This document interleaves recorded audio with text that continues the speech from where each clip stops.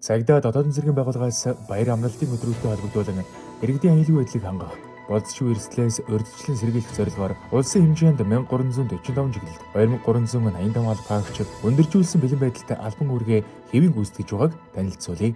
Цагдаагийн байгууллага шинжлэлийн баяртай холбогдуулан өндөржүүлсэн бэлэн байдлын нэгдүгээр зэрэг шилжсэн. Зам хөдөлгөөний аюулгүй байдлыг хангах чиглэлээр Монгол улсын хэмжээнд 600 орчим цэгт 1000 гаруй албаагч нар үүрэг гүйцэтгэн ажиллаж байна.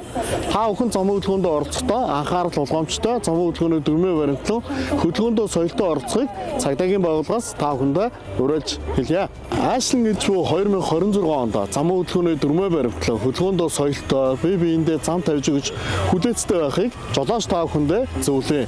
Аз жаргал эрүүл их сайн сайхан бүхнийг хүсэн өрөөё. Цагдаагийн ерхий газрын дарга дотоодын цэргийн хамгаалагчийн тушаалаар цагдаагийн байгууллага өндөржүүлсэн бэлэн байдалд шилжиж ажиллаж байна.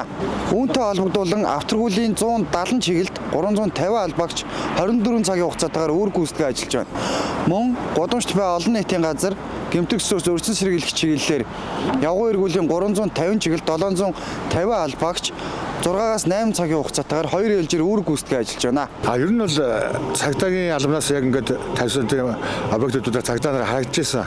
Өнөөдөр ихэд 2 цагдаа тогтмол явж байгаа. Тогтмол цагт явбал ажлаа бол яг хийгээл явж байгаа. Ер нь тэгээд одоо нийт монголчуудаа хэлэхэд баяр ёслолын үеэр тий одоо ингээд баяр ёслолоо гоё тэмдэглээд сайхан зөв зохистой сайхан баярлаад тэгээд одоо эрүүл мэндээ сайхан бодоод энэ хүүтний улиралд тий тэгээд болгоомжтой сайхан баярлаад зөв зохистой баярлаад явж явах зүгээр юм аа. Тэр нийт Монголын ард түмэн сайхан шинэ оноо сайхан ухтаад аз жаргалтай эрүүл энх байгаарай гэж хүсье.